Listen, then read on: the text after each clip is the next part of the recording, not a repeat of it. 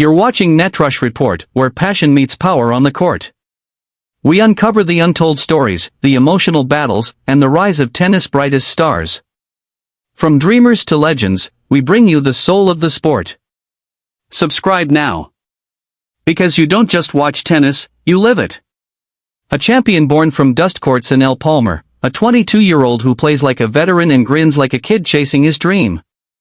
He's taken down giants, rewritten history, and smiled while doing it. But behind the power, behind the playful drop shots and skyscraping forehands, is a man torn between greatness and the urge to simply live. This is not just a tennis prodigy.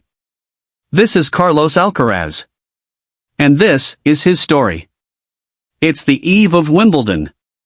A quiet garden just south of London. The grass is a little patchy. The air's casual. A writer, no Nadal, no Federer, stands across the net from the most electric talent in tennis. The shot? A backhand volley. It lands. Alcaraz doesn't move. He could've. But he didn't. That's the moment. The moment you realize, Carlos Alcaraz isn't just built for power, he's built for joy. Studio microphone. While Novak Djokovic practices in icy silence and Rafael Nadal destroys himself to win every point, Alcaraz plays with a smile that lights up stadiums. He's a shot maker, a showman, and a student of the game rolled into one spectacular package. He doesn't just hit winners, he celebrates them, sometimes even when he's losing. His coach, Juan Carlos Ferrero, calls it natural joy. John McEnroe calls it A+ tennis. Andre Agassi? He's a flying saucer. Tennis has never seen someone quite like him. And maybe, it never will again. Born in Palmar, Murcia, population 25,000. No fancy academies. No celebrity pedigree. Just a tennis club run by his dad and a dream that started on clay courts surrounded by dust and sun.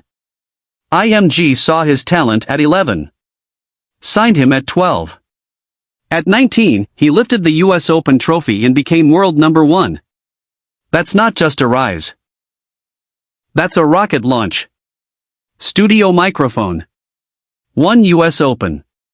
2 French Opens. 2 Wimbledons. Each win tells a story. But none more dramatic than his latest French Open victory, 2 sets down to Jannik Sinner. 3 match points. He didn't flinch. He didn't fake it either. It's the image I wanted to give, he later said. You show weakness, you're lost. That's the difference between playing and competing. Studio microphone. After that French Open win? No treadmill. No early practice. Carlos Alcaraz went to Ibiza. Champagne. Coca-Cola. His mom's food.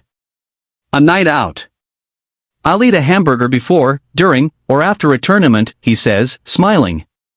That may sound rebellious in a sport of ritualistic discipline, but for Alcaraz, balance is the discipline. If you don't disconnect, the excitement fades, he says. Studio microphone.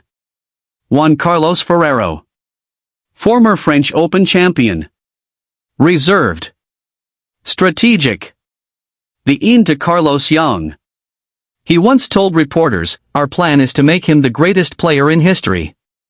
And with $47.4 million in prize money and endorsements from Nike, Rolex, and Louis Vuitton, the plan is more than on track. Studio microphone. In a sport once defined by Federer versus Nadal, and then Nadal versus Djokovic, we now witness the birth of Alcaraz versus Sinner. They trade slams like baseball cards. The French Open to Alcaraz. Wimbledon to Sinner. But here's the twist, they're friends. Real friends. They share laughs. They share respect. And they share a destiny that may define this decade in tennis. Is it a rivalry, or a race to rewrite history? Studio microphone. From the outside, Carlos is charisma and color. But behind the scenes? He's meticulous. Netflix's docuseries Carlos Alcaraz, My Way pulls back the curtain. You see the effort. The weight sessions. The tears. the times he didn't want to wake up early. And the mentor who never let him quit, Albert Molina. Molina, always lurking quietly behind the scenes, doesn't speak much. But his presence? Unmissable. Without overdoing it, Alcaraz says. And Molina doesn't even look up, but smirks. Message received. Studio microphone. People try to fit Carlos into molds, Federer's flair. Nadal's fire. But he resists. I don't want people to call me Rafa's successor. He's not the next Federer. Not the new Nadal. He's the first Alcaraz. Studio microphone. For every moment of dominance, there's a moment of doubt. And yet, you'd never know it watching him. Because Alcaraz is not just playing to win. He's playing to feel. To live. His tennis is an extension of joy. His victories feel like hugs, not just statistics.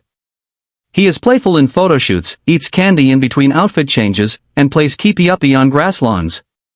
He smiles when others would break. And that might be his secret weapon. I really enjoy playing tennis. It's my passion, it's what I chose, it's what I love. Closing a Grand Slam is very difficult. I stayed calm, I knew I'd get chances. I always try to find moments of fun, of wanting to live. I don't want to be remembered as Rafa 2.0. I want to be remembered as Carlos. These are not just words. They're the mindset of a legend in the making. Studio microphone. Louis Vuitton's Pharrell Williams said it best, Carlos is the future and he's already here. He doesn't just inspire fans, he changes how we think about tennis. From punishing routines to joyful competition. From fear to flair. Carlos Alcaraz isn't waiting for greatness to find him. He's creating it with every point, every smile, every swing. Studio microphone. From the clay courts of El Palmar to center stage at Roland Garros, from street-style campaigns to jaw-dropping comebacks. Carlos Alcaraz is more than a player. He's a revolution. A reminder that greatness doesn't have to look painful. That joy and victory can walk hand in hand. Tennis. You're watching Netrush Report, where the heart of tennis beats loudest. If this story moved you, hit that like button, subscribe, and turn on notifications for more behind-the-scenes journeys and legends in the making. Until next time, keep chasing your dreams, with a smile.